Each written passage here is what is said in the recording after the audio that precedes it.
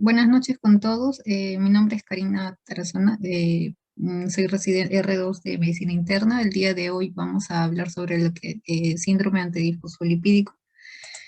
Eh, bueno, vamos a empezar. Bueno, para esta exposición utilicé estas bibliografías que ya también se los compartí por el grupo y vamos a hablar sobre la definición. Bueno, el síndrome antifosfolípido o antifosfolipídico es una enfermedad autoinmune sistémica que se va a caracterizar por el desarrollo de trombosis venosa o arterial, ¿no? Y también hay una morbilidad y esto también condiciona la morbilidad durante el embarazo, ¿no? Que estos asociados a ambos, ambos se confirma con la presencia de anticuerpos antifosfolípidos, ¿no? Eh, los anticuerpos antifosfolípidos incluidos actualmente en los criterios de clasificación van a ser tres, como el anticoagulante lúpico, los anticuerpos anticardiolipina, tipo IgG, IgM, y los anti-beta 2 glicoproteína tipo 1, que también van a ser IgG y IgM, ¿no? El SAP puede tener tres presentaciones, pueden ser un SAP primario o estar asociado a otras enfermedades autoinmunes. Vendrían, la más característica es el lupus, y de forma excepcional se puede presentar como múltiples trombosis en un corto espacio de tiempo, lo cual se llama como el SAP catastrófico, ¿no? Que esto indica una alta, en la condición del paciente, alta mortalidad y una situación clínica grave, ¿no? Esto es más o menos para ver las teorías de cómo surge o se da este síndrome antifosfolípido. Básicamente va a ser descrito por primera vez en 1983 por el doctor Graham Hughes. Y esto lo que va a asociar son trombosis tanto arterial o venosa, y lo asocia a la comprimibilidad obstétrica, ¿no? Y esto también a los anticuerpos antifosfolípidos. Em,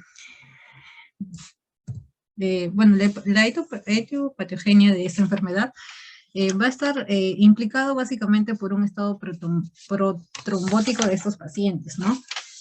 Los anticuerpos antifosfolípidos son un grupo de anticuerpos que van a ir dirigidos contra la protombina y contra la beta 2 glicoproteína. Eh, los anticuerpos antifosfolípidos son un grupo heterogéneo de inmunoglobulinas, que pueden ser la IgM, IgMA, IgA, IgM, ¿no? Eso va dirigido contra las proteínas plasmáticas de unión a fosfolípidos o cofactores, contra los propios fosfolípidos, contra la membrana, ¿no? Es básicamente actúa a nivel de la membrana. Hay varios mecanismos que intentan explicar el proceso patogénico por lo cual va a desencadenar esta trombosis, ¿no? Los mecanismos por lo cual se produciría la trombosis sería el resultado de la aparición de estos anticuerpos junto con la activación de mecanismos inflamatorios, y eso va a producir citoquinas que van a actuar a nivel de las plaquetas, a nivel de células endoteliales y a los monocitos, ¿no? Y esto activaría también la vía del complemento. Eh, la evidencia de que no siempre se encuentran anticuerpos, porque va a haber casos que no siempre van a estar presentes estos anticuerpos, se produce una trombosis y sugiere que es necesario un factor desencadenante, ¿no? Eh, Normalmente a veces se indica que puede ser un proceso infeccioso concomitante, un traumatismo, el embarazo o el uso de ciertos fármacos como anticonceptivos orales, ¿no? Los anticuerpos antifosfolípidos van a provocar disfunción del sistema anticoagulante del organismo, ¿no? Y estos van a alterar y ocasionar un estado protrombótico. El anticoagulante lúpico se define actualmente, se define como, bueno, se definen eh, como inmunoglobulinas, estos tres tipos, no del todo bien caracterizadas al momento que in vitro, eso lo que van a hacer es inhibir las reacciones de la coagulación dependientes de fosfolípidos, provocando esto lo que es una prolongación del TTPA, ¿no? Van a haber diferentes tipos de antígenos, como puede ser la anticardiolipina, eh, lo que vamos a abarcar son la cardiolipina, la beta 2 glicoproteína, básicamente esos dos, ¿no? Bueno, el SAS primario se dice que es la causa más común de trombofilia adquirida, siendo el causante del 10 al 15% de todos los episodios de trombosis venosa profunda, ¿no? Con o sin embolia, y causante también de un tercio de accidentes cerebrovasculares nuevos en pacientes menores de 50 años y del 10 al 15% de las causas de pérdidas fetales, ¿no? Esto más o menos es el mecanismo como estos anticuerpos antifosfolípidos van a activar o van a actuar a nivel de las células endoteliales y esto luego va a activar las células inflamatorias, ¿no? Y esto va a hacer que haya una promoción de la coagulación eh, y eso va a interferir, también interfiere a nivel del trofoblasto en el embarazo, ¿no? Van a ver varios ejemplos de posibles de cambios producidos por estos anticuerpos, como es el aumento de la actividad del complemento, el aumento de la P-selectina, el aumento del factor tisular, que también va a ser, eh, se va a dar en este proceso, el aumento también de la expresión de la glicoproteína 1B, 2A, la disminución de la proteína C, la disminución de la fibrinólisis y el aumento, también aumenta la actividad del complemento y, bueno, y aumenta la apoptosis a nivel de trofoblasto, ¿no? Y esto va a causar mecanismos como inflamación, una vasculopatía, trombosis y las complicaciones en el embarazo, ¿no? Bueno, hay varios factores de riesgo. Nos va a orientar esto básicamente también para poder clasificar al paciente de alto, bajo riesgo o moderado riesgo, ¿no? Eh, hablamos de factores de riesgo cardiovasculares clásicos como el tabaquismo, la hipertensión, la dislipidemia, enfermedad también autoinmune asociada como es el ES, hay otras manifestaciones también como la trombocitopenia, y también hablamos de factores serológicos como puede ser un anticoagulante lúpico positivo, la triple positividad tanto del anticoagulante lúpico, la anticardiolipina y la beta-2 glicoproteína, ¿no? Eh, esos los anticoagulantes, la anticardiolipina positivo de forma persistente a título medio o alto, es decir, mayor a 60, nos habla sobre un perfil de alto riesgo, ¿no? Y el perfil de bajo riesgo podríamos clasificarlo cuando las anticardiolipinas o beta-2 glicoproteínas positivo de forma intermitente o a títulos medio a bajo, ¿no? Bueno, la clasificación, hay dos clasificaciones que he podido revisar. Nos habla uno de lo que es la clasificación de SINET, es un criterio clínico más un criterio de laboratorial, ¿no? Y estos criterios nos indican, por ejemplo, la trombosis vascular, cuando hay uno o más episodios de trombosis arterial venosa o de pequeño vaso en cualquier órgano o tejido del organismo, confirmado por pruebas de imágenes apropiados y análisis histopatológicos, estos debiendo estar presentes sin evidencia de inflamación de pequeños vasos, ¿no? Y también la morbilidad durante el embarazo, ¿no? En caso de gestantes, cuando haya uno a más muertes de un feto morfológicamente normal de al menos 10 semanas de gestación, ¿no? Con morfología normal del feto documentada esta por ecografía. O también uno o más partos prematuros de un neonato morfológicamente normal antes de la semana 34 de gestación. Eso debido a eclampsia o preeclampsia o características reconocibles de insuficiencia placentaria, que también es uno de los mecanismos que es lo que va a ocasionar este síndrome antifosfolípido en las gestantes, ¿no? Crea un estado de insuficiencia placentaria, ¿no? Ya que actúa a nivel de trofoblasto. 3 o más abortos espontáneos consecutivos antes de la semana 10 de gestación, ¿no? Y también hablamos de los criterios de laboratorio. Eh, Se deben obtener resultados positivos en suero, plasma, en 2 o más ocasiones, siempre va a ser separadas al menos por 12 semanas, ¿no? O sea, tenemos que tomar una prueba al inicio del ingreso al paciente y a las 12 semanas para confirmarlo, ¿no? Porque eso nos habla de la confirmación. Nos habla del anticoagulante lúpico determinado de acuerdo a las recomendaciones que ya se explicará más adelante, o anticuerpos anticardiolipinas mediante el método de ELISA, y el anticuerpo antibeta 2 glicoproteína también mediante este método, ¿no? Ambos tienen que ser por el método de ELISA, ¿no? Hablamos de un SAF, bueno, el SAF definitivo cuando al menos presenta al menos uno de estos criterios, tanto clínico y de laboratorio, ¿no? Y bueno, como la prueba de laboratorio debe ser positiva en 2 o más ocasiones separadas, eso por 3 meses más o menos, ¿no? Bueno, ahora vamos a hablar de los criterios de Sapporo. Bueno, también es otro de los criterios que he encontrado, que nos va a dar para el diagnóstico de síndrome antifosfolípido. Y también nos habla sobre la trombosis vascular, uno más episodios de trombosis arterial, venosa, de pequeños vasos en cualquier tejido u órgano, y nos habla también de las complicaciones del embarazo, y también de los criterios de laboratorio, como puede ser el anticoagulante lúpico en plasma en 2 o más ocasiones, igual con un intervalo de 12 semanas, ¿no? Y el anticuerpo anticardiolipina, IgG, IgM, ¿no? Es casi parecido, lo mismo, es solamente que acá nos habla el valor de los títulos medio altos. Por ejemplo, acá nos dice que la anticardiolipina, sueroplasma con títulos medios altos mayor a 40 o mayor al percentil 99 en 2 o más ocasiones. Y lo mismo nos indica acá con el anti-beta 2 lipoproteína acerca del mayor al percentil 99, ¿no? Bueno, también debemos tener en cuenta algunos diagnósticos diferenciales de este síndrome antifosfolípido catastrófico, ya que podríamos confundirlo de repente con un cuadro de sepsis, con un cuadro de una púrpura trombótica, trombocitopénica, una coagulación, un CID, una trombocitopenia inducida por heparina o alguna anemia hemolítica microangiopática, o también el síndrome de HELP en las gestantes, ¿no? Y también nos puede confundir con eclampsia o preeclampsia, ¿no? Eso es para el síndrome antifosfolípido catastrófico, ¿no? Bueno, las manifestaciones clínicas van a depender básicamente, bueno, siempre no es seguro, o sea, no siempre todo paciente que va a tener clínica va a presentar los anticuerpos antifosfolípidos, ¿no? O sea, es bastante la valoración de si es primera vez que presenta un cuadro, a hacerle seguimiento, salió negativo a los 3 meses, ¿no?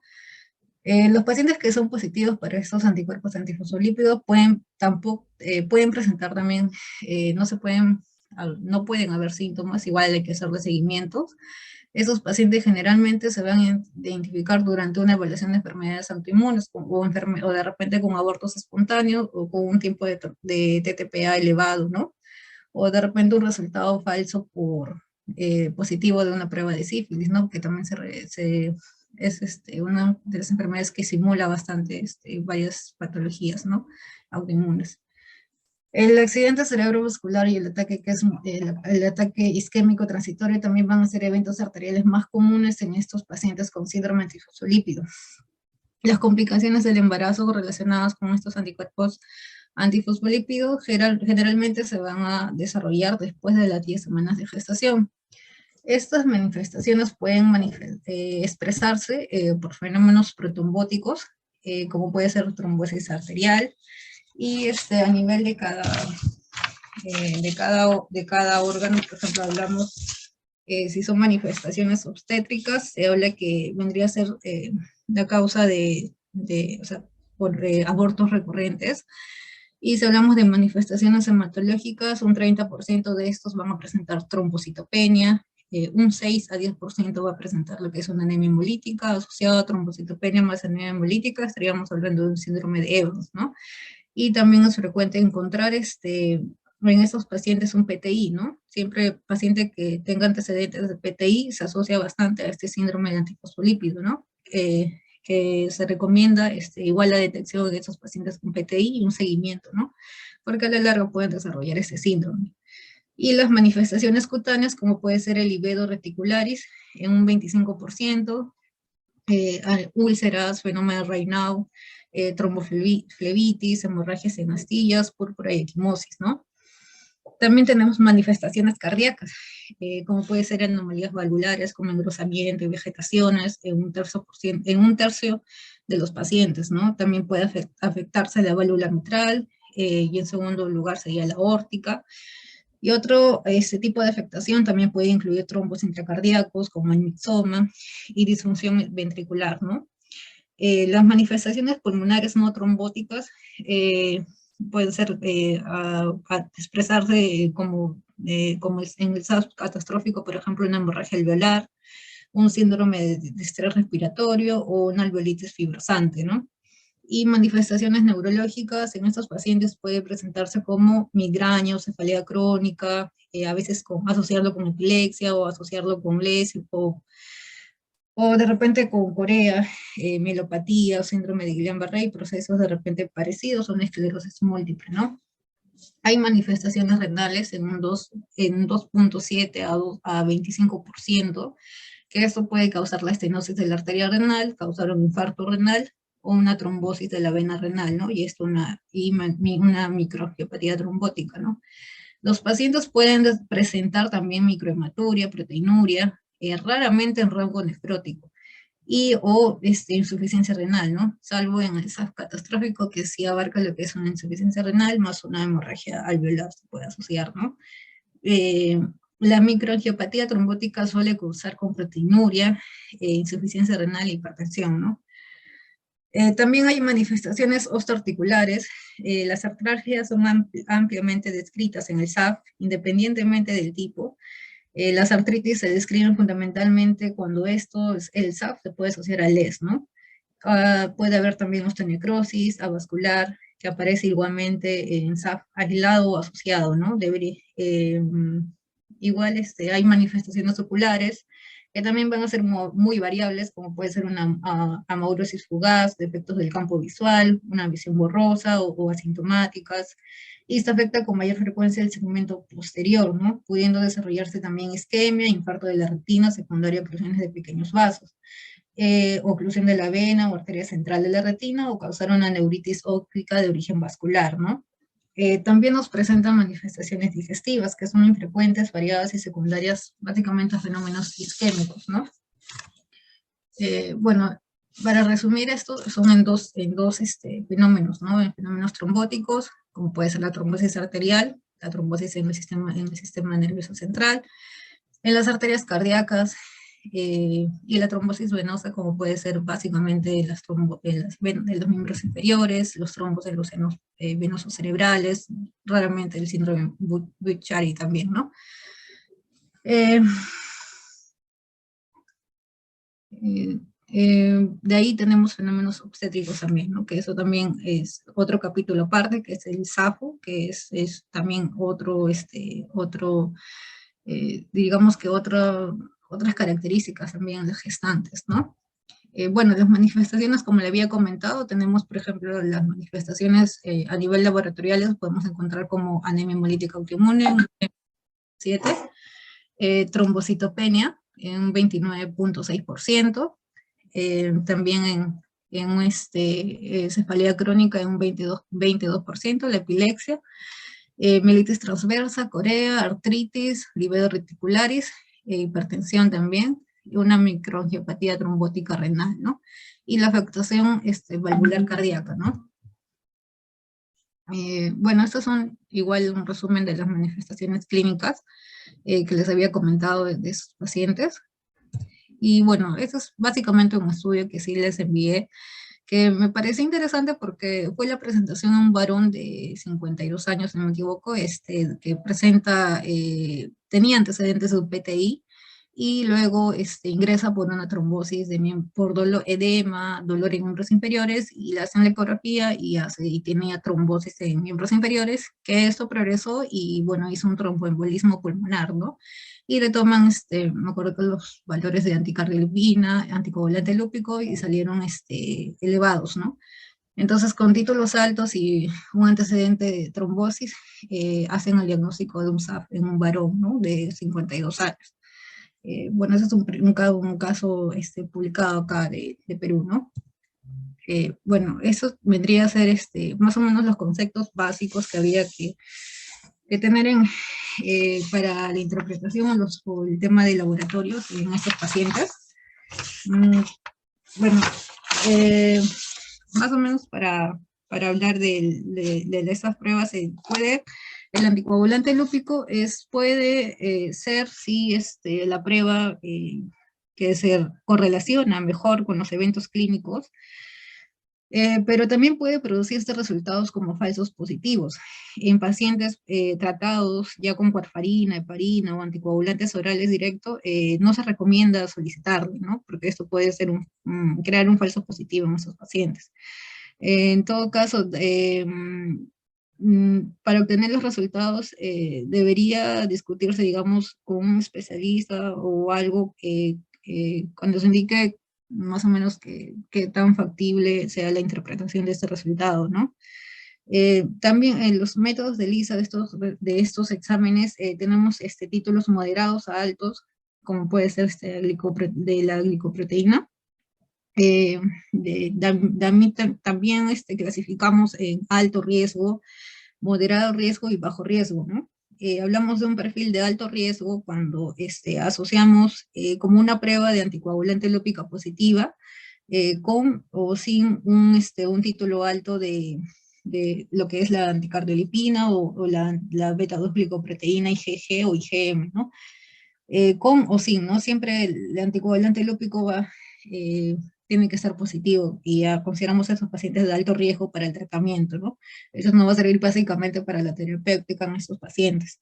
Hablamos de un riesgo moderado cuando tenemos un perfil cuando se define que una prueba de anticoagulante lúpico es negativa y con un título alto de anticardiolipina o anti-beta-2 glicoproteínas, ¿no? En este caso sí tiene que incluir estos dos títulos, de estas dos pruebas un título alto, ¿no? De tanto la beta-2 glicoproteína o la anticardiolipina. Y hablamos de bajo riesgo cuando ambos son negativos, ¿no? Tanto el anticoagulante lúpico y la beta-2 glicoproteína y la anticardiolipina. Y hacemos en juicio clínico, ¿no? Eh, bueno, es para la interpretación de estos resultados y la clasificación de riesgo, ¿no? Las interpretaciones se van a aplicar solo a pacientes que no van a tomar anticoagulantes, como se le había explicado por un tema del falso positivo en estos de los resultados, y el acortamiento sustancial del tiempo de coagulación después de la adición de fosfolípidos se define a menudo como una relación tiempo-coagulación antes de la superior o no como, o sea, esta es la interpretación, ¿no? Esta es una coagulación dependiente de fosfolípidos. Si esto, se mezclan tres pruebas, si esta mezcla corrige completamente la prolongación después de una mezcla o dilución 1/1, si lo corrige ya es, bueno, es descartado considerar de repente deficiencia de coagulación, ¿no? Bueno, si no se corrige, más bien se acorta la prolongación significativamente después de esta adición de fosfolípidos. Bueno, sí nos habla de un anticoagulante lúpico confirmado. Eh, bueno, bueno, a pesar que básicamente son tres pruebitas, me parece. Son uno que usan lo que es el veneno de víbora de Russell y el otro es el suero del paciente, ¿no?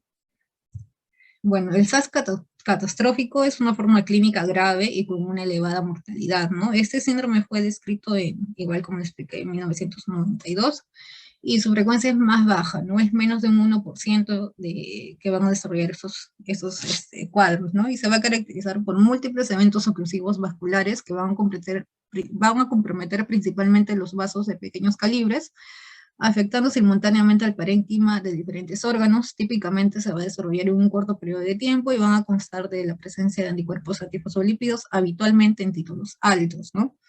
Y bueno, hay criterios preliminares también para este síndrome catastrófico, como puede ser criterios diagnósticos, la evidencia de la afectación de 3 o más órganos, sistemas o tejidos, desarrollo de las manifestaciones de forma simultánea o en menos de una semana, confirmación histopatológica de la oclusión de pequeño vaso en al menos un órgano o tejido, y la confirmación analítica de la presencia de anticuerpos antifosfolípidos, ¿no?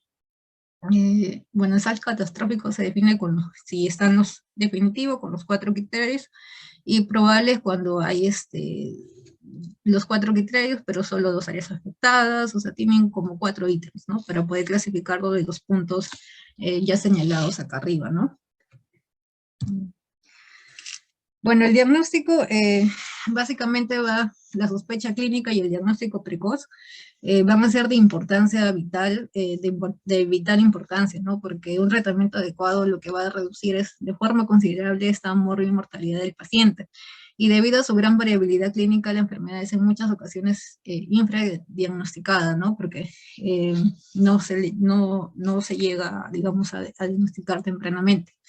Esa sospecha clínica debe plantearse de repente en estas situaciones, ¿no? Por ejemplo, tenemos aparición de una o más trombosis venosas arteriales sin causa justificada, especialmente en pacientes jóvenes, ¿no? Uno o más eventos adversos durante el embarazo, trombocitopenia quizás sin causa justificada o prolongación del TTPA, ¿no? Y también el diagnóstico previo de lupus y la aparición de una sintomatología compatible con SAF, ¿no? Entonces, en estas 4 situaciones podríamos sospechar, ¿no? He visto también relacionan de repente algún cuadro de infarto cerebral en pacientes jóvenes, ¿no? Quizás también podría asociarse. Bueno, esos son los, como le habían comentado, sobre alto riesgo, bajo riesgo. El alto riesgo como el anticoagulante lúpico positivo, la positividad para anticoagulante lúpico, más anticuerpo anticardiolipina, más la triple positividad que le llaman, el triple positivo, y la positividad persistente para anticuerpo anticardiolipina a títulos medios altos, ¿no? Esas 3 condiciones podrían referirse a pacientes de alto riesgo, ¿no? Que para eso nos va a ayudar para el tema del tratamiento, ¿no? De repente para una anticoagulación ya definitiva o permanente, ¿no? Y tenemos los pacientes de bajo riesgo, ¿no? Que es positivo, que hay que observar de repente a títulos de antiagregantes en bajas dosis, ¿no? Como puede ser positividad aislada intermitente para anticuerpo anticardiolipina, positividad o anticuerpos antibeta 2 glicoproteínas a títulos medios bajos, ¿no?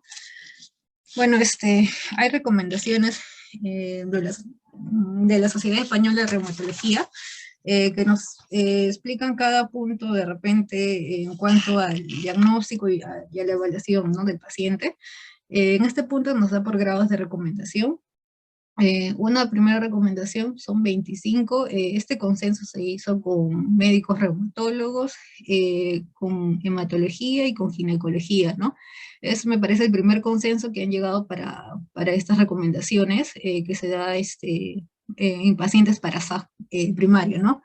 En los pacientes con SAF primario se va a llegar a la recomendación de la detección simultánea. Se recomienda la detección simultánea de los 3 anticuerpos antifosfolípidos, incluidos en los criterios de clasificación, ¿no? O sea, cualquiera de esos 3 para establecer el riesgo de trombosis o de complicaciones obstétricas, ¿no? Nos evalúa el riesgo en estos pacientes que tengan la triple positividad, ¿no? El riesgo de presentar, otra recomendación es que el riesgo de presentar manifestaciones clínicas es mayor cuando se detecta anticoagulante lúpico o más de un anticuerpo antifosfolípido diferente, ¿no? En el mismo paciente. En la práctica clínica habitual, en la población general con sospecha de SAF o en pacientes ya diagnosticados de la enfermedad, no se recomienda realizar la detección de anticuerpos antifosfolípidos no incluidos en los criterios de clasificación, ¿no? Como había comentado al inicio, hay varios anticuerpos, entonces solamente nos recomienda hacer un dosaje de esos 3 nada más, ¿no? La recomendación, otra recomendación es que, bueno, no se recomienda realizar la detección de anticuerpos antifosfolípidos si el paciente ya está anticoagulado y diagnosticado, ¿no? Ya no sería tan necesario. En pacientes de repente con trombosis provocada, perfil de bajo riesgo trombótico y sin factores de riesgo cardiovasculares, de repente no hipertenso, no con colesterol elevado, se puede considerar la repetición de los anticuerpos para valorar la necesidad de una anticoagulación básicamente indefinida, ¿no? Se recomienda repetir la determinación de estos anticuerpos, incluidos en estos criterios, estos 3 tipos de anticuerpos, excepto el anticoagulante lúpico, al menos a las 12 semanas, ¿no? Si el anticoagulante lúpico hubiera sido positivo en el diagnóstico inicial y se desea confirmar individualizando cada paciente, según el riesgo de trombosis, es recomendable suspender la anticoagulación oral al menos 1 a 2 semanas antes de la determinación, ¿no? Utilizando heparina, quizás a dosis terapéuticas, ¿no? Y esto asociado a aspirina, ¿no? A dosis antiagregantes en caso de trombosis arterial previa, ¿no? Y suspendiendo todo ello la noche anterior para evitar interferencias en los resultados, ¿no? Hablamos ahora de la tromboprofilaxis primaria, ¿no? En pacientes portadores de anticuerpos antifosfolípidos sin clínica asociada, se recomienda el tratamiento profiláctico, puntual básicamente con heparina de bajo peso molecular en situaciones de alto riesgo, ¿no? Pacientes con inmovilización, cirugía reciente, puerperio, estimulación ovárica, entre otras causas, ¿no? Recomendaciones también en pacientes con perfil de bajo riesgo solo se recomienda el tratamiento profiláctico cuando hay factores de riesgo cardiovasculares asociados, ¿no? Debe asociarse con dosis bajas de ácido acetilsalicílico y con la corrección o tratamiento de los factores de riesgo cardiovasculares. En pacientes portadores de anticuerpos antifosfolípidos y trombocitopenia asociada se va a recomendar el tratamiento profiláctico con dosis bajas de ácido acetilsalicílico. En pacientes con perfil de riesgo medio alto, se va a recomendar el tratamiento profiláctico con dosis bajas de ácido acetilsalicílico de forma indefinida, ¿no? En pacientes con riesgo medio a alto, ¿no? En pacientes portadores, tromboprofilaxis primaria nos indica de que no ha habido un episodio previo, ¿no? Ya sea de trombosis arterial o trombosis venosa, ¿no? En pacientes portadores de anticuerpos antifosfolípidos sin clínica asociada a SAP, con deseo concepcional, se recomienda valorar el tratamiento profiláctico con dosis bajas de aspirina, de acuerdo también al perfil de riesgo, ¿no? Valoramos ya ahí los valores de si hay presencia de anticoagulante lúpico, si hay factores de riesgo cardiovascular, ¿no? El tratamiento del síndrome antifosfolípido, ya cuando se presentó un evento, los pacientes con anticuerpos antifosfolípidos y un primer episodio de trombosis venosa deben ser tratados ya con heparina no fraccionada o heparina de bajo peso molecular y posteriormente antagonistas de la vitamina K. En la prevención secundaria de la trombosis venosa se recomienda la anticoagulación a rango terapéutico para mantener un INR en 2 a 3, ¿no? Eso es cuando se ha presentado una trombosis venosa, ¿no? En la prevención secundaria de la trombosis venosa se va a recomendar que la anticoagulación se mantenga indefinidamente. Los pacientes con SAP y eventos trombóticos arteriales previos deben ser tratados con anticoagulación estándar, sea con un INR, mantenerlo siempre en 2 a 3, ¿no? Para prevenir estas recurrencias de trombos arteriales. En el SAP trombótico refractario al tratamiento convencional, se recomienda asociar de repente una terapia convencional a dosis de antiagregantes tanto de aspirina, hidroxicloroquina o estatinas, ¿no?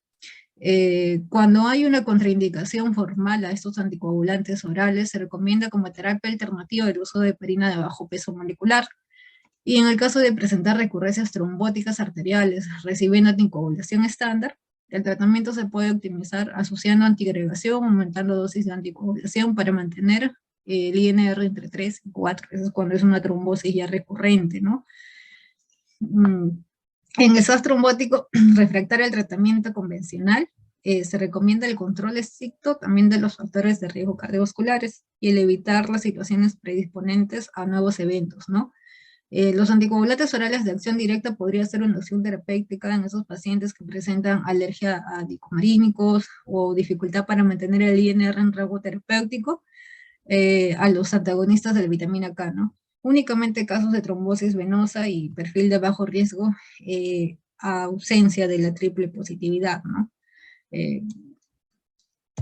Bueno, las recomendaciones concluyen básicamente en que en la práctica clínica diaria solo debemos determinar simultáneamente los anticuerpos que están dentro de la clasificación, ¿no? Determinados por técnicas de ELISA o por pruebas coagulométricas como es el anticoagulante lúpico para poder establecer el riesgo o de complicaciones obstétricas. El riesgo de presentar manifestaciones clínicas del SAP es mayor cuando se detecta el anticoagulante lúpico, y especialmente si se detecta o si hay la triple positividad en un mismo paciente, ¿no? El clínico debe tener en cuenta que esa determinación del anticoagulante lúpico en pacientes anticoagulados no tiene la misma fiabilidad, o sea, no es tan fiable que en pacientes sin tratamiento, ¿no? La necesidad de profilaxis en individuos portadores de anticuerpos, antifosfolípidos sin clínica asociada, aún está en estudio, ¿no? El panel de expertos recomienda el uso de dosis antiagregantes de aspirina en portadores con perfil serológico de riesgo y en los que presenten factores de riesgo cardiovasculares, ¿no? Básicamente, ay, un ratito. Bueno, para las manifestaciones trombóticas arteriales existe aún más controversia, ¿no? Pero el panel de expertos recomienda la misma terapéutica inicial que con la trombosis venosa, ¿no? Bueno, se habla también sobre los anticoagulantes nuevos, sobre los nuevos anticoagulantes, el cual aún está en estudios. Hay todavía todavía no hay suficientes estudios, ensayos, o me parece que solamente hay una revisión sistemática, el cual se están haciendo valer sobre el rivaroxaban, que es lo que están utilizando. Me parece que es lo que está haciendo el objetivo de un estudio Einstein-TBP. Ese es el estudio que está en fase 3, que lo que es evaluar la no inferioridad de rivaroxaban frente a lo que es la enoxaparina o la warfarina, ¿no? En el tratamiento de lo que es la TBP sintomática, sin embolia pulmonar, ¿no? Hay otro estudio que es un ECA prospectivo, que indica que en pacientes con SAP y antecedentes de enfermedad tromboembólica venosa, cuyo objetivo principal fue demostrar que la intensidad de la anticoagulación alcanzada con rivaroxaban no era inferior a la alcanzada con warfarina, empleando para ello la prueba de generación de trombina. Igual para este estudio se incluye a 116 pacientes con SAF con o sin LES, ¿no? No existen diferencias en el desarrollo de los nuevos eventos trombóticos y en los riesgos de sangrado entre rivaroxaban y warfarina. Aunque rivaroxaban no alcanzó el objetivo primario del estudio, efecto anticoagulante a nivel analítico frente a la warfarina, los autores concluyen que lo consideran un tratamiento alternativo, seguro y efectivo en pacientes con SAF, ¿no? Eso es en cuanto al rivaroxaban. Hay otro estudio que es el TRAPS, que está en fase de reclutamiento. Lo que hace es comparar el rivaroxaban y la warfarina en pacientes de elevado riesgo de recurrencia con SAF y antecedentes de eventos tromboembólicos arteriales o venosos, ¿no? El ASTRO-APS es un estudio piloto que está en marcha y compara lo que es el apixaban con los antagonistas de la vitamina K en prevención secundaria también, ¿no? Y hay varios estudios aún más observacionales, registros y series de casos clínicos relacionados en la práctica clínica real, ¿no? Los autores consideran que nuevos anticoagulantes orales, como una alternativa terapéutica en pacientes con SAF, especialmente en aquellos que no llevan un buen control del INR, ¿no? Los estudios iniciales sugieren la posibilidad de utilizar los anticoagulantes orales de acción directa, especialmente el rivaroxaban, en un SAF trombótico, ¿no? Todavía hay varios estudios por realizar aún, ¿no? Y bueno, después digamos, de esta revisión del diagnóstico y tratamiento, es evidente que se necesita realizar aún más ensayos multicéntricos, bien diseñados, donde se puede estratificar a cada paciente, no solo de acuerdo a las diferentes manifestaciones, sino también de acuerdo al perfil serológico, a la presencia de comorbilidades, y que estos permitan determinar cuál es la mejor opción terapéutica en cada situación clínica, ¿no? Siempre individualizando cada paciente, ¿no? Bueno, estas recomendaciones básicamente nos dice lo que ya les he explicado en el cuadrito, ¿no? Y en el PDF que les envié por el grupo, ¿no? Bueno, este es el cuadro que nos habla sobre los anticuerpos antifosfolípidos positivos, al anticoagulante lúpico, anticardiolipina, al beta-glucoproteínas, ¿no? Sin trombosis pre, nos habla, no es necesario de repente el tratamiento, bajo riesgo. Si hay trombosis, valorar lo que es la aspirina. Este es del Medicine, bueno, es como una guía de orientación en esos pacientes. Este es de la Sociedad Española de Reumatología. Nos habla del abordaje del paciente, ¿no? Con pacientes con anticuerpos antifosfolípidos positivos, si ha habido trombosis previa o no, ¿no? control estricto de factores de riesgo cardiovasculares, evitar situaciones predisponentes a nuevos eventos como fármacos, cirugías, enfermedades concomitantes y en situaciones de alto riesgo trombótico, ¿no? Entonces, nos habla más o menos un esquema cómo deberíamos abordar de repente al paciente, ¿no? Con cuántas dosis. Y ese estudio bueno, este es el cuadrito de New England, que de repente va a ser un poco más útil en cuanto a las dosis o cómo iniciar la terapéutica. Nos habla de tratamiento con aspirina en dosis bajas, de repente menos de 100 miligramos al día, eso para una prevención primaria de la trombosis, y si está indicada según las pautas para la prevención de enfermedades cardiovasculares, ¿no? Bueno, eso es lo que se usa básicamente pacientes digamos, de bajo riesgo, ¿no? O en pacientes con SAP obstétrico también, ¿no? Nos habla también de la hidroxicloroquina, que es otro posible tratamiento complementario para la trombosis recurrente, a pesar de la terapéutica ya con anticoagulante oral, ¿no?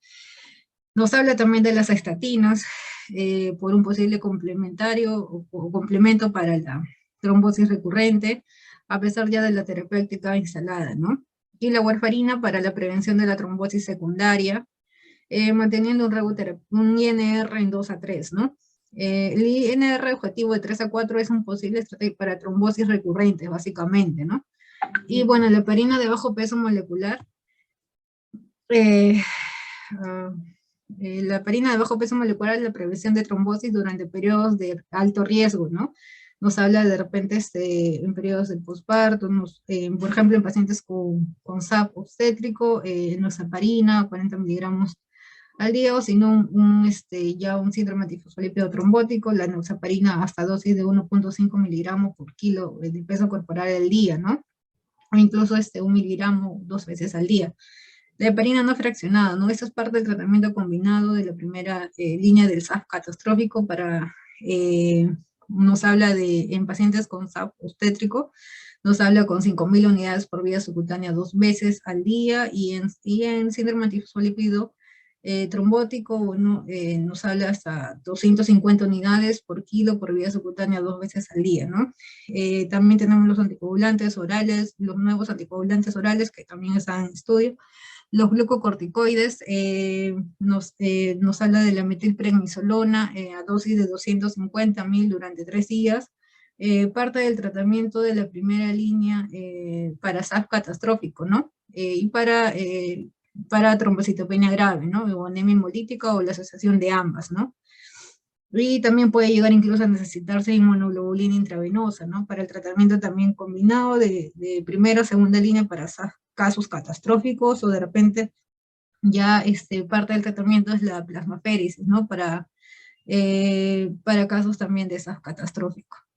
También se ha hablado sobre los agentes inmunomoduladores, como puede ser la acetropina, o el micofenolato de hemofetilo, ¿no? Esta es básicamente una acción para la trombocitopenia grave, para la anemia hemolítica, o para una opción asociada a nefropatía, ¿no?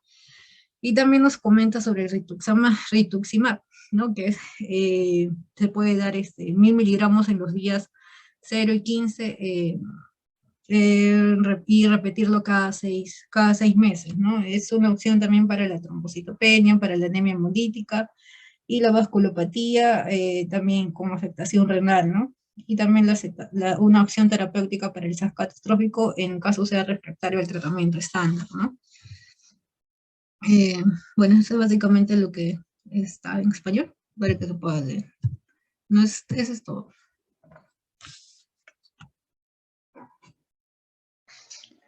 Ok, muchas gracias, Karina. Bueno, sí, el SAF, el síndrome antifosfolipídico es una enfermedad bastante rara en realidad. Por eso no encuentras, o bueno, no encontramos tantos estudios como quisiéramos, ¿no? Porque no se invierte tanto en el SAF debido a que pues no es muy común. Por lo general, se da principalmente en mujeres jóvenes, en edad fértil, raramente es en niños, pero también los hay. La proporción entre hombre y mujer es más o menos de 1 a 3, o sea, se da más en mujeres. El SAF primario y el SAF secundario todavía se da mucho más, de una relación de 7 a 1 más o menos. Y realmente está ligada pues, principalmente con el lupus. ¿no? El lupus es una de las causas secundarias, prácticamente la principal, ¿no? De las enfermedades autoinmunes que pueden causar el SAF, ¿no? Y sobre todo que eleva los riesgos vasculares de trombosis hasta 3 veces más cuando está ligado al lupus que con un SAF primario solo. Ah, a ver, ya te escuché hablar primero en parte de la patogénesis que mencionabas. Hay dos partes, ¿no? Se le llaman como que dos golpes, dos hits, ¿no? Primero siempre vas a tener una parte de la presencia de los anticuerpos antifosfolipídicos en la parte sanguínea, que sería el primer hit, ¿no? Normalmente ¿cómo se generan? Pueden ser por traumas, pueden ser por una infección, algunas infecciones víricas como la hepatitis C, el,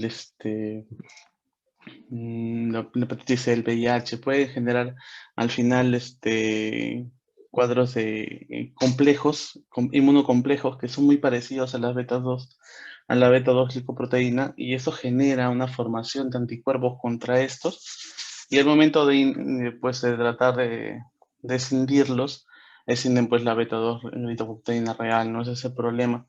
Entonces nuestro propio cuerpo empieza a luchar contra sí mismo.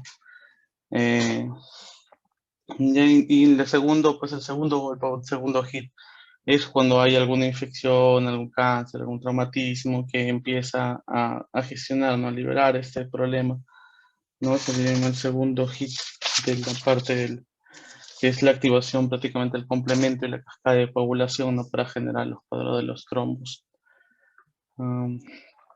Muy bien, a ver, dentro de los participantes, para hacer algunas preguntas.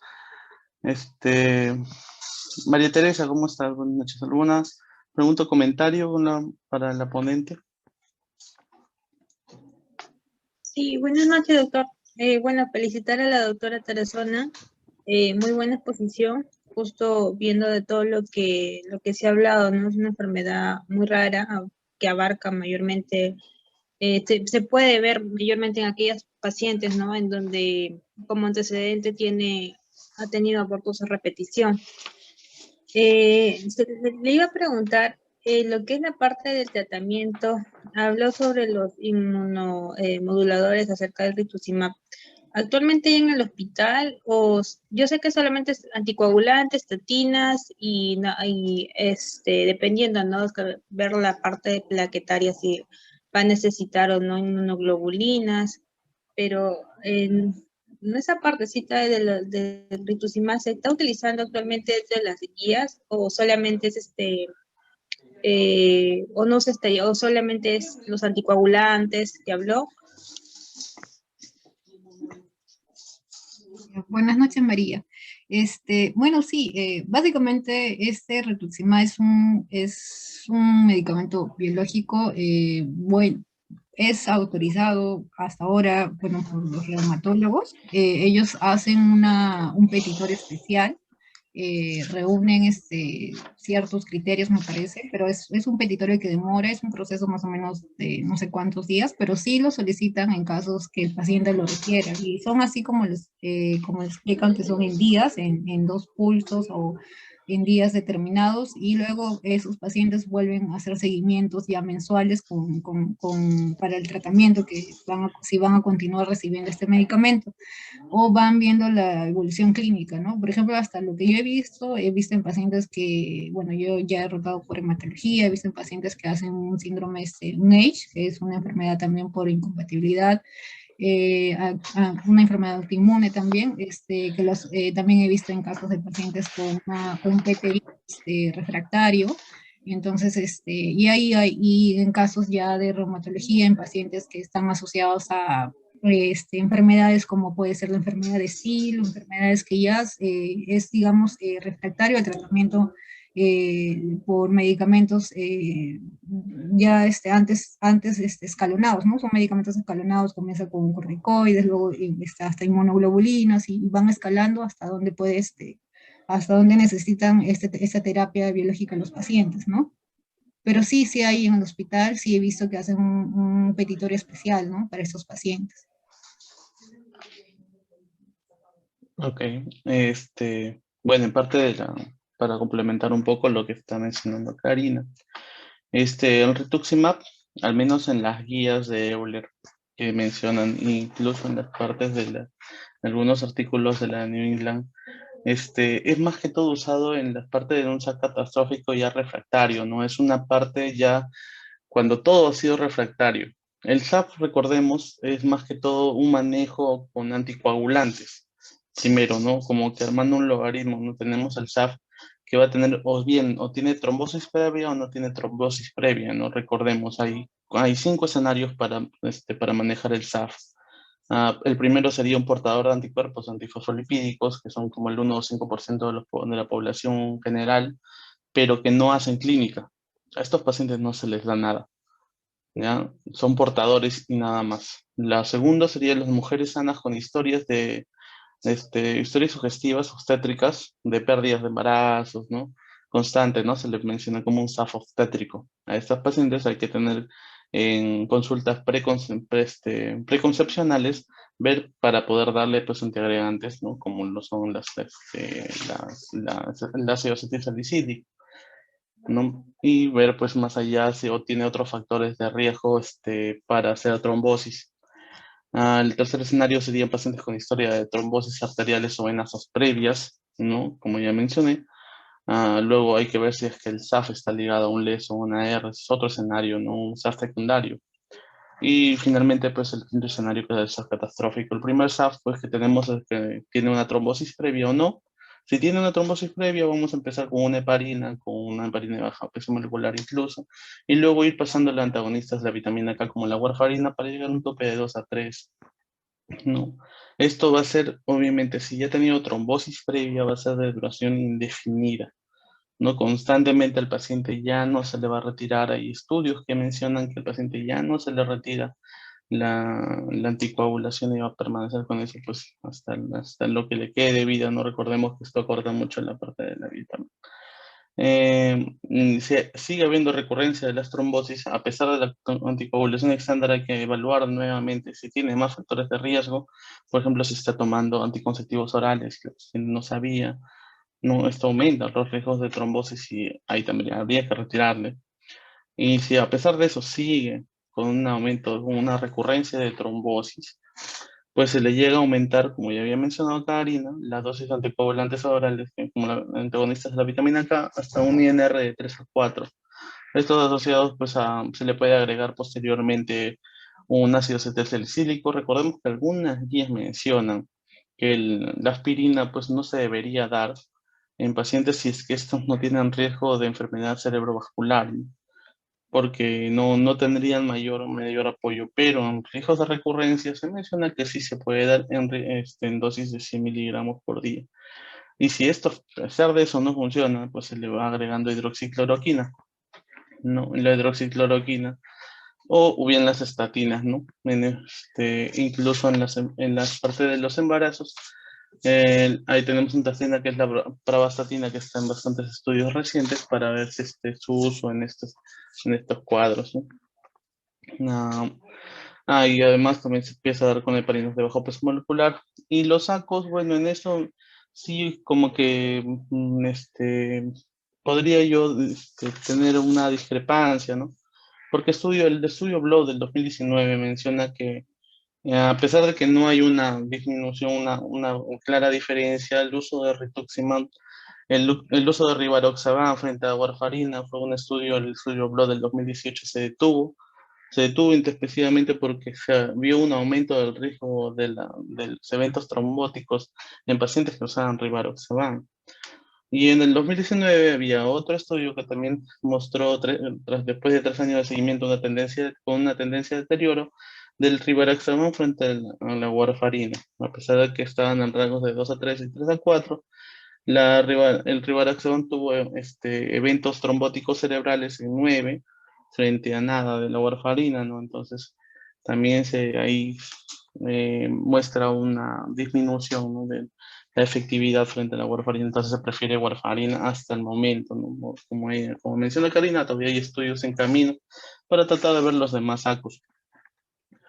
Y bueno, entonces en este caso, si los pacientes pues, no siguen generando pues, trombos y empiezan a generar más trombos y hacen un SAF catastrófico, es donde se usa la terapia triple, ¿no? Una anticoagulación con heparina no reaccionada, con glucocorticoides en pulso de 500 a 100 miligramos de metilprednisolona por general, y luego pasarle una prednisona, un miligramo por kilo, y el uso o no uso de plasmaferisos, hemoglobina endovenosa, ¿no? Eso es lo que menciona María Teresa. Si es que todo esto no funciona, ahí empezamos a ver si es que el paciente tiene lupus, le agregamos ciclofosfamida. Si a pesar de eso no funciona, ahí empezamos recién con el rituximab. El rituximab es un anticuerpo monoclonal quimérico contra la CD20, que normalmente es expresado en las células B, ¿no? Y se desarrolla el uso principal pues, es en el linfoma de células B, ¿no? No Hodgkin, ¿no? Pero que en este caso también funciona contra los anticuerpos beta 2, anti-beta 2. Y si en ese caso no funciona, hay otro medicamento que también lo mencionó Karina, que es el uplizumab, que es un anticuerpo monoclonal humanizado contra el complemento C5, ¿no? Que también inhibe la decisión de C5, de C5A, C5B. Entonces también ahí funciona. Entonces todos esos están en camino, todavía se están estudiando. No tenemos otras futuras dianas terapéuticas posteriores, ¿no? Como los inhibidores de la mTOR, ¿no? Que todavía están en camino, que no se tiene más hallazgo, ¿no? Entonces, eso más o menos es los pasos que se van siguiendo con el SAF, no necesariamente se va de golpe, ¿no? Y dependiendo de en qué escenario estés, ¿no? Como ya mencioné, hay distintos escenarios y para esos distintos escenarios hay distintos logaritmos para el uso y manejo, ¿no? Incluido la parte del SAF obstétrico o SAF en embarazo, ¿no? Bueno, creo que me explayé mucho. Alguien, a ver, de los R1. Bueno, yo creo que hay R2. ¿Alguna pregunta de algún R2? Eh, ¿Alguien quiere hacer una pregunta a la ponente? Karen, tal vez estás.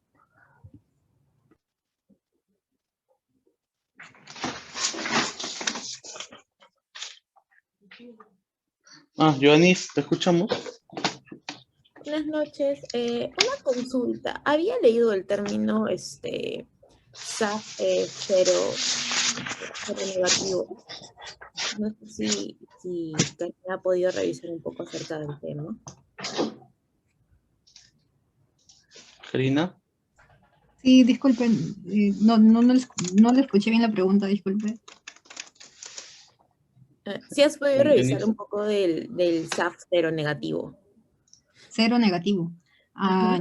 Ya, digamos que es el SAF que los tres que están incluidos en la clasificación están negativos. Bueno, si es ese tipo, básicamente nos habla de guiarnos de las manifestaciones clínicas. Básicamente nos piden repetir las pruebas de anticuerpos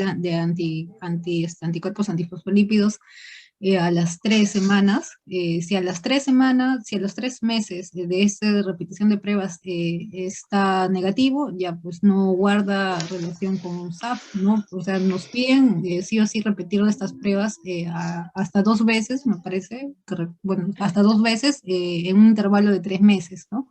Entonces de eso también nos excluye el diagnóstico de SAF, ¿no?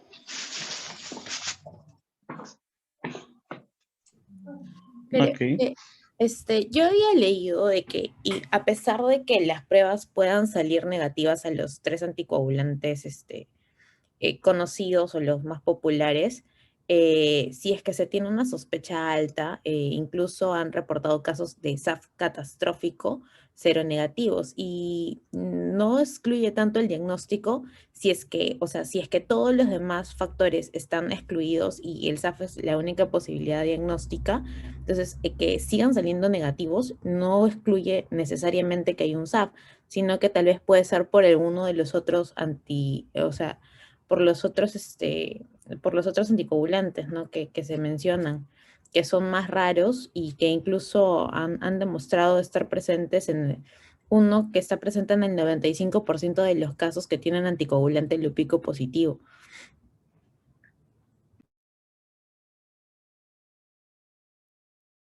Bueno, es cierto.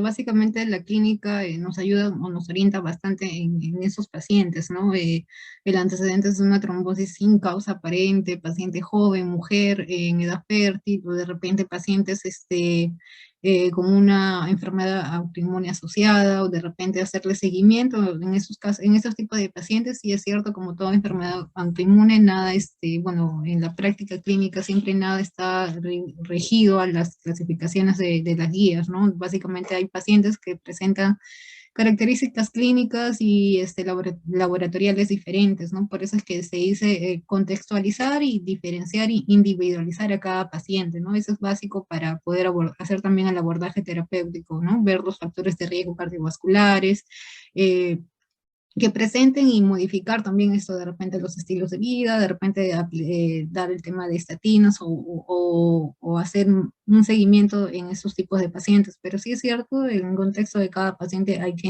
individualizar el tratamiento también, ¿no?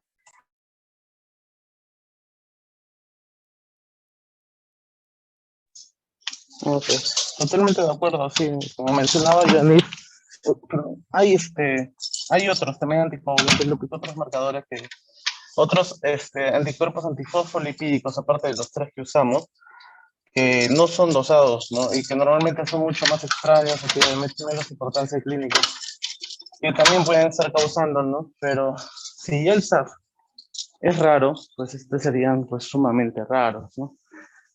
Pero sí es posible, ¿no? Interesante. ¿Alguien más alguna pregunta?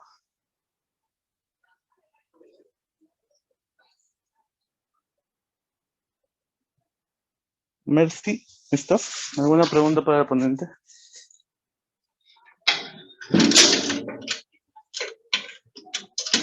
Doctor, bueno, no tengo ninguna pregunta. Gracias.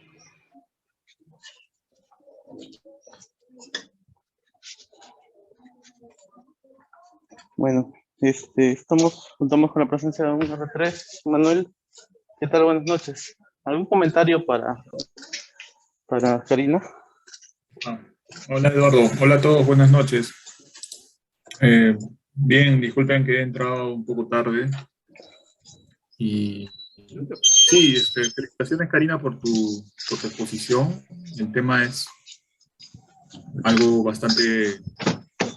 ya bastante tocado entre las reuniones de medicina interna. Es una patología que siempre tenemos que tenerla como parte de nuestro diferencial. Por ejemplo, vemos pacientes con cefalea, joven, en edad fértil, como lo describen bien, con cefalea, con insuficiencia respiratoria, con livedo reticularis, con una falla renal, con una prolongación de repente de los tiempos de coagulación, pero también con plaquetopenia, que es lo más típico en los hallazgos laboratoriales. Y comenzamos a sospechar, ¿no?, qué podría estar ocurriendo.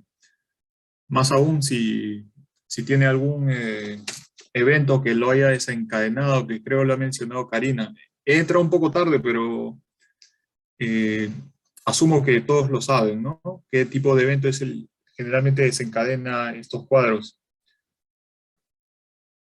Y bueno, quería preguntar a Karina, ¿cuáles son los criterios de clasificación de un síndrome antifosfolipídico catastrófico?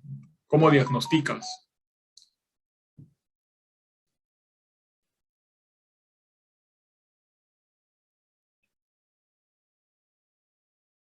Oye, doctor, buenas noches. Bueno, no hay criterios así tal cuales aún definidos, pero sí nos agrupan varias, bueno, clínicas del paciente. Como le había explicado, son varios, son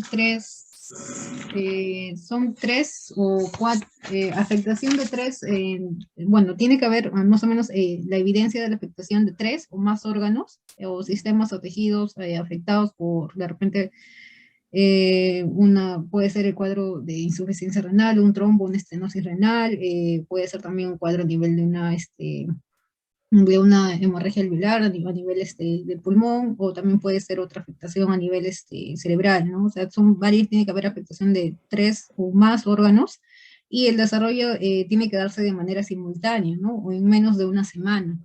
Y bueno, la confirmación también puede darse a través de isopatología, de la oclusión de un pequeño vaso o en al menos un órgano o tejido, ¿no? Y nos confirma la presencia de laboratorio del anticoagulante lúpico, la anticardiolipina la antibeta 2 glicoproteína, ¿no? Si estos 4 criterios se reúnen o están presentes, hablamos de un SARS catastrófico ya definitivo, ¿no?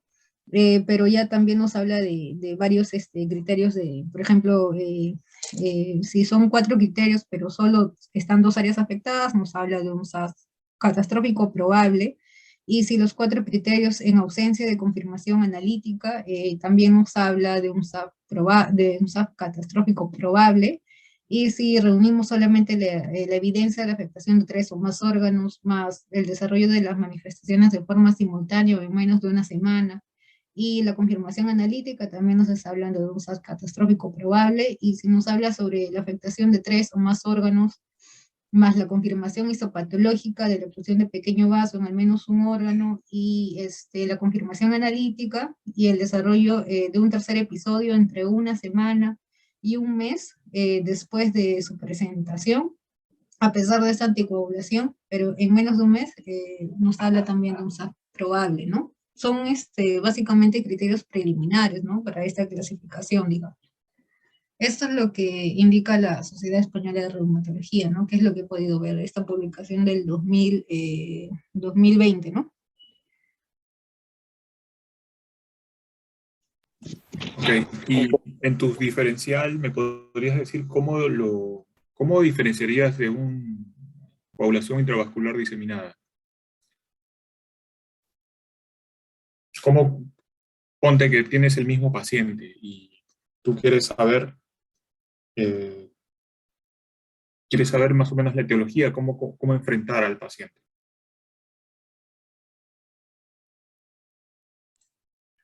Bueno, sí lo había mencionado sobre el tema del diagnóstico diferencial en estos pacientes, ¿no? Ya tendríamos que ver el mecanismo fisiopatológico en cada cuadro diferencial, de repente en sepsis ver la clínica, ¿no? Si está asociada a algún foco infección, algún foco de que está causando este cuadro de sepsis.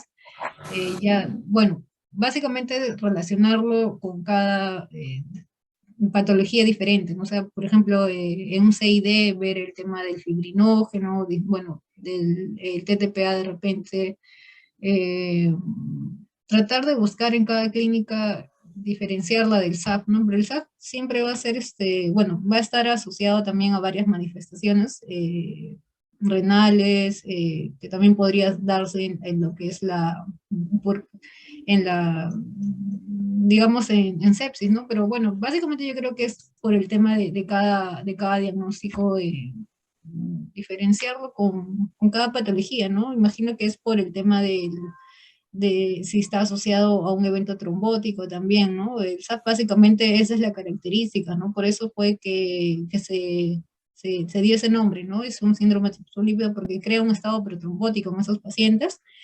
Y bueno, básicamente el CID puede estar asociado a un cuadro de sepsis infeccioso, es un cuadro ya de repente, ¿no? Asociado a otras patologías, de repente un paciente hematológico puede presentar este cuadro, o de repente un paciente ya, no sé, en estadio un cáncer terminal, o asociarlo a cada contexto también en cada paciente, no sé, es diferente de repente asociar a un paciente joven, un paciente adulto mayor, ¿no? Entonces, reunir de repente las características en quienes se presentan en este cuadro de SAP, ¿no? De repente gestantes también, ¿no? Diferenciarlos, de repente si hay afectación hepática, de repente orientarlos hacia otro diagnóstico, ¿no? Entonces ahí también hay otra patología específica que aborda que es el SAFO, ¿no? Que ahí también se podría diferenciar con este tema del síndrome de G, o la eclampsia o la preeclampsia, ¿no? Siempre contextualizando al paciente, ¿no? O sea, viendo las características, paciente joven, paciente en edad fértil, ¿no? Y alejar de repente esos diagnósticos diferenciales, ¿no? Muy bien. Está bien lo que estás aportando, ¿no? El SAF, sobre todo, la sospecha es una mujer joven, a veces gestante, eh, eh, típicamente una paciente obstétrica, que el factor desencadenante más común es la sepsis, pero también pueden haber traumatismos. En segundo orden, ¿no? La CID también es un mecanismo trombótico desencadenado más que nada por sepsis, cáncer, también drogas. Hay que diferenciar en dónde es el sitio de la trombosis, ¿no? En el SAF, ¿qué tipo de vaso se da la trombosis, Karina? Por el calibre. Pequeños a medianos. Y en el CID.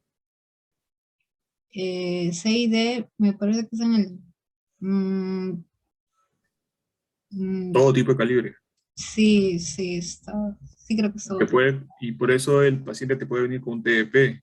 En el SAF no es lo típico, ¿no? Es más afectación de microvasculatura, por eso te da afectación renal, obstétrica, infartos, cerebrales me refiero. Y laboratorialmente lo diferencias porque en uno se te consumen básicamente las plaquetas y factores, y en el otro se te consume todo. Proteínas fibrinolíticas, eso.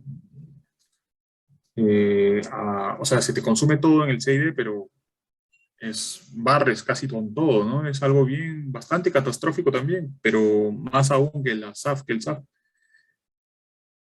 Y no se marcan los anticuerpos, ¿no? Lo que sí se marca en el SAF, ¿no? El anticontelúpico, la beta-cardiolipina, la beta-2 microglobulina, algo así. Y de ahí tienes tus otros diferenciales, ¿no? Como el HELP, como el PTT. A ver, una pregunta para algún compañero tuyo.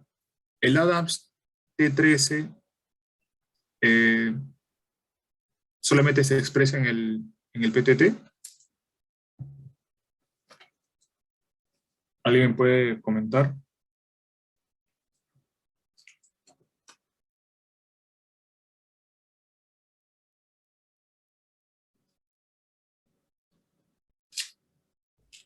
O bueno, si no, yo preguntaré. Jazmín. Buenas noches, doctor. Hola, Jazmín. Sí, no lo conozco de verdad. ¿Has escuchado hablar de la AMS T13? No. La proteína, metaloproteinasa, que interviene en los procesos de coagulación, o no es proceso de coagulación, y no es, o más bien de la hemostasia, en general. Creo que actúa así a nivel de la coagulación del factor von Willebrand. Algo por ahí. El factor von Willebrand es, bueno, llenamos un poquito el tema, pero es algo bien básico. Es parte... ¿Cómo actúa el factor von Willebrand, Karina?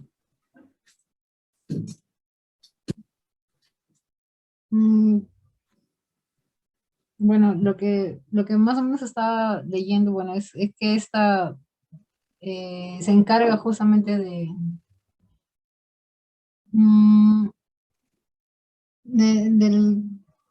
a nivel de endotelio, me parece que es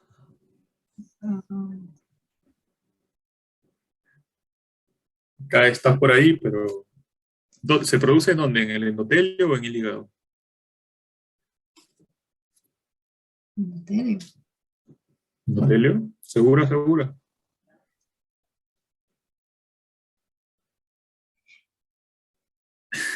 Ok.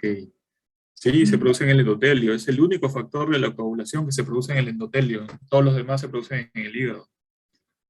Y actúa en procesos de coagulación o en la activación de la plaqueta.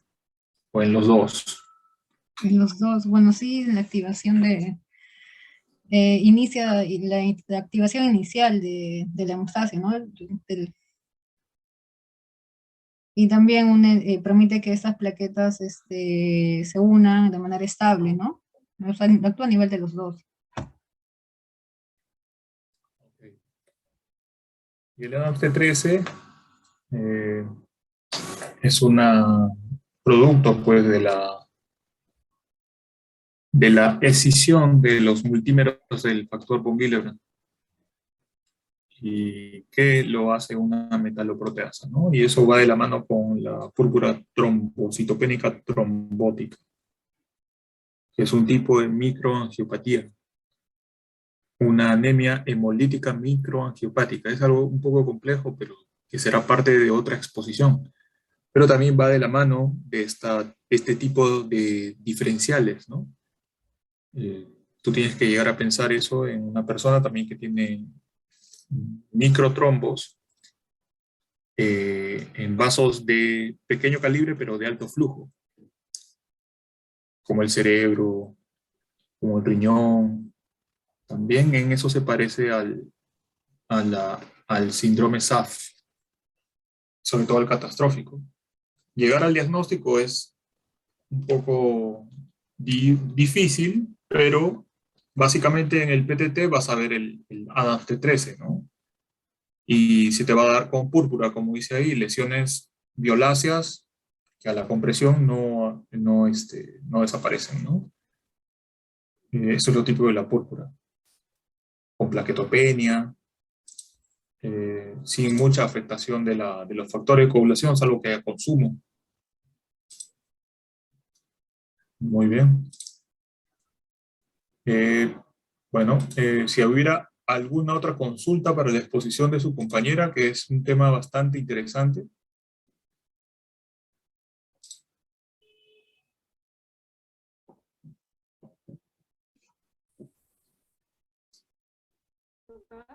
María. Tenía una consulta. María, Sí. María o... María Hernández, sí. No, María, por favor, estás muy cansada. Tienes que gritar. Ok. Doctor, una consulta. ¿De los anticoagulantes o de los anticuerpos antifosfolipídicos, cuál es el más específico o no hay ninguno así como que resalte más? Okay. Vamos a decirle a Karina que te conteste, que te absuelva un poco la pregunta. Gracias, María. Buenas noches, doctora. Buenas noches. Bueno, básicamente nos hablan del anticoagulante lúpico, que es digamos que el determinante, si este está presente, ya nos habla de un factor de riesgo alto, pero algo así 100%, bueno, siempre cada prueba de laboratorio está sujeta a cada tipo de interpretación, ¿no? Entonces, si está el anticoagulante lúpico bien tomado en pacientes que no están anticoagulados, nos da una buena especificidad, bueno, nos da una buena sensibilidad en estos pacientes, ¿no? Entonces nos indica que un anticoagulante lúpico presente nos ya, digamos, determina de repente, así tenga títulos bajos y la anticardiolipina y la beta-2 glicoproteína nos indica de que sí es un SAP probable, ¿no? Más el criterio clínico, ¿no? De un evento trombótico. Gracias, doctora. ¿Ya? Muy bien. Está ahí tu pregunta absuelta. El anticoagulante lúpico a la cabeza es el más importante de todos los marcadores laboratoriales para síndrome antifosfolipídico. Por sí solo, nomás ya te da el diagnóstico. Muchas veces. Bueno, ¿algún comentario más, doctores? Yasmín, adelante. Ya, sí, gracias, doctor. No, solamente quería agregar un poquito sobre la patogenia del LES cuando está asociado al síndrome antifosfolipídico.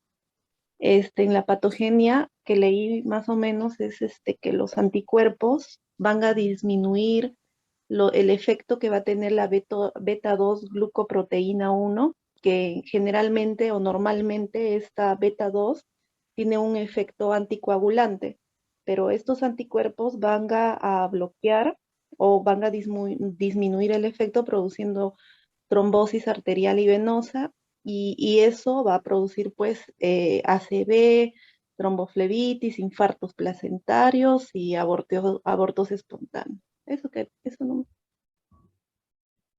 Sí, muchas gracias, doctora, es cierto, sí es cierto, también tal como lo explicó el doctor Ábalos al inicio, es cierto, ese es el mecanismo de acción de, básicamente, de los anticuerpos antifosfolípidos, ¿no? Eduardo, ¿algún comentario sobre más o menos ya ir redondeando la exposición? Sí, ya bueno, para dar un alcance también extra, hay un estudio que también se realizó en el 2018, el estudio de Pregnan, ya en embarazadas, justo en pacientes que han estado embarazados con síndrome antifosfolipídico, y se hizo un estudio también de los mismos anticuerpos antifosfolipídicos, y se encontró que, al menos en el parte de embarazo, no los anticuerpos anti-beta 2 glicoproteína 1 eran los que ocasionaban más abortos, los que ocasionaban menos nacidos vivos, ¿no? Y también aumentaba mucho más el riesgo si habían más de dos anticuerpos antifosfolípicos presentes, tomadas uno y luego otro dentro de las próximas 12 semanas, ¿no? Aumentaba o al menos reducía el riesgo de nacidos vivos hasta 30%, ¿no? O sea, aumentaba la mortalidad, los abortos espontáneos, los partos prematuros. Entonces, en la parte de los embarazos, este anticuerpo ante la glicoproteína B1 es muy importante usarlo, ¿no? Al menos en embarazo. ¿Para qué? Para tener un avance, una aproximación de qué puede pasar en estos pacientes. Bueno, solo eso creo, que ya no quiero alargar mucho más esta exposición. Manuel, ¿tienes de repente algún comentario final? Sí, no, todo bien, solo que quería preguntarle a Karina. Karina, para resumir digamos, en tu exposición, ¿cuál sería tu mensaje más importante? Por ejemplo, yo te diría, ¿cómo enfocarías clínicamente a un paciente que tenemos una alta sospecha de SAF y cuál sería tu actuación inicial? Bueno, básicamente hacer una buena anamnesis, ver en la anamnesis, ¿no? Ver la edad, ver los antecedentes, ver también los factores de riesgo que pueda presentar, cardiovascular, para el manejo, verlo básicamente de una manera integral, ver la clínica y el examen físico, ver si hay presencia de livedo reticularis, hay presencia de repente de equimosis o de repente alguna clínica neurológica, o asociarlo de repente de repente una desorientación, pérdida de fuerza muscular que esté debutando como un infarto cerebral, o básicamente asociar esto, y luego después de ver esto ya los laboratoriales, ¿no? O sea, ver básicamente ya los anticuerpos antifosfolípidos en esos pacientes. Y también la clínica, vemos también el edema, si hay aumento de volumen, dolor a la palpación, cambio de coloración. Entonces, nos abordamos más ya los exámenes de laboratorio, y viendo también el contexto del paciente, ¿no? Si es paciente gestante, si es paciente joven, edad fértil, o pacientes que tengan alguna asociación de lupus, ¿no? De repente, entonces nos orientaría ya confirmar nada más con el tema laboratorial y iniciar una tromboprofilaxis primaria, ¿no? Se indica de que mientras más rápido se inicia una tromboprofilaxis primaria en esos pacientes, tienen un mejor pronóstico y menos morbilidad, ¿no? Entonces siempre es básico iniciar cuanto antes este tratamiento profiláctico, contextualizando al paciente, ¿no? Porque si si salen los laboratoriales a títulos bajos, o de repente salen negativos y hay clínica, sugieren, como dijo el doctor Ábalos, iniciar de repente Se indica de repente iniciar ácido acetilsalicílico a dosis bajas, ¿no? Y si ya vemos que el paciente ya presentó o presenta anticardiolipina o beta-2 glicoproteínas o anticoagulante lúpico, ya iniciar la anticoagulación con de repente con heparina de bajo peso molecular y después ya priorizar contra con warfarina, ¿no? Entonces, básicamente es contextualizar al paciente, ¿no? O sea, cada paciente viene con una clínica diferente, viene con factores de riesgo diferentes, viene en un contexto de edad también diferente, pero siempre asociar si hay un evento protrombótico o si ya presenta clínica sospechosa de una trombosis, ¿no? Y siempre básico el examen clínico y los antecedentes también, y bueno, ya para el manejo laboratorio y ya se inicia la anticoagulación siempre profiláctica cuanto antes para el mejor pronóstico del paciente, ¿no?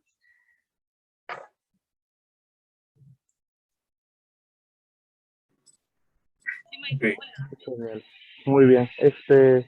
Sí, adelante, Agradecer entonces. adelante, Eduardo. Hola, mano, disculpa. Y entonces agradecer a todos los participantes, a la ponente por su sucesiva revisión. Siempre hay que seguir actualizándonos, siempre el SAFA, lastimosamente, como ya lo he mencionado antes, no tiene tanto apoyo, tantos financiamientos por su extrañeza, ¿no? Pero cada vez se va avanzando más con lo que es el tratamiento, ¿no? Para esta enfermedad. Bueno, de mi parte, muchas gracias por la información, Karina. Agradezco también la participación de todos. Gracias, Manuel, por tus aportes. Creo que ya podemos dar por finalizada la sesión. Gracias, buenas noches. Gracias, Karina. Gracias a Eduardo. Gracias a todos. Seguiremos mañana en la clase de síndrome mielodisplásico a las 6 de la tarde. Lean un poco. Listo. Hasta mañana. Nos vemos, Manu. Hasta luego con todos. Pues. Pato. Hasta mañana.